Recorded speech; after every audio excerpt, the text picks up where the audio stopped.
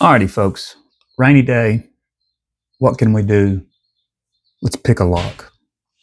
So what we've got here is what I consider I call it just a Chinese lock. You see a lot of these different brands.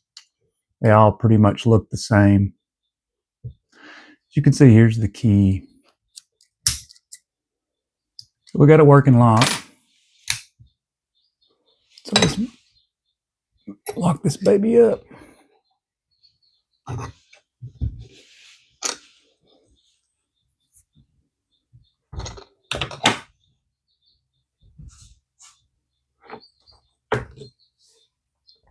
All right, so we need a couple things to pick a lock.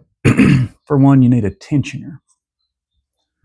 This specifically is the one we can use for this lock. What that does is you need to get that in the keyway somehow and apply pressure to the cylinder. And then you manipulate the pins inside the lock. There's different amounts and different types of pins depending on what lock you're needing to pick. So for instance, we're going to start with this. This is a standard snake rake is what they call it. So what this does is you just basically tension it, and then we're going to slide it in back and forth. And most standard locks will pop with this. We'll see. We get the tensioner in there. Take the rake. Boom, just like that. You got yourself an open lock. So remember that when you're getting the cheap, these are specifically 45 millimeter. You'll see made in China. All of them, we usually say that. Be careful with those.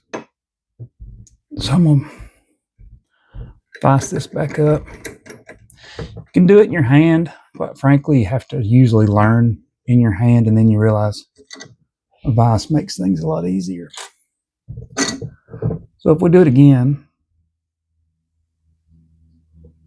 put a little tension there, just like that, lock opens.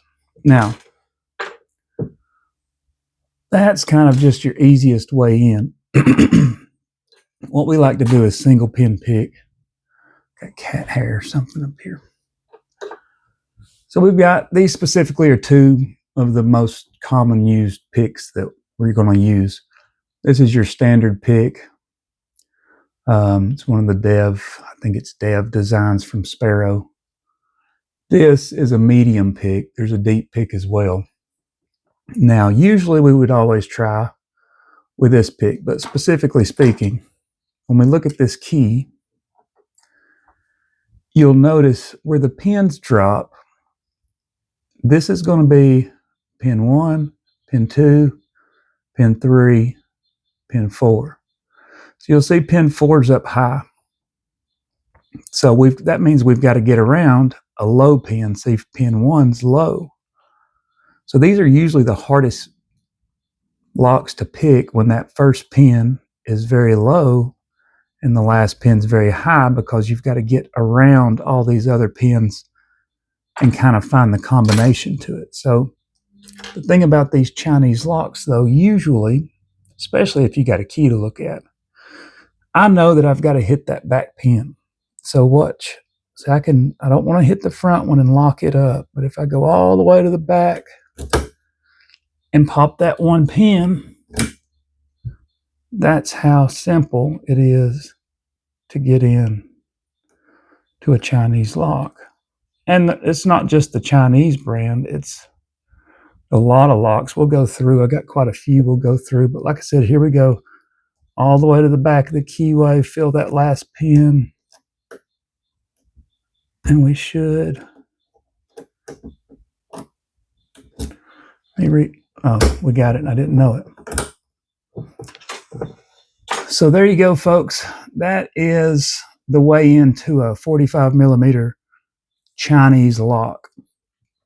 Well, like I said, I've got quite a few of these different type of locks. Like specifically, this one over here, I've still yet to open. So if you look at the difference in the keys, you've got 4 pins. And look at this one.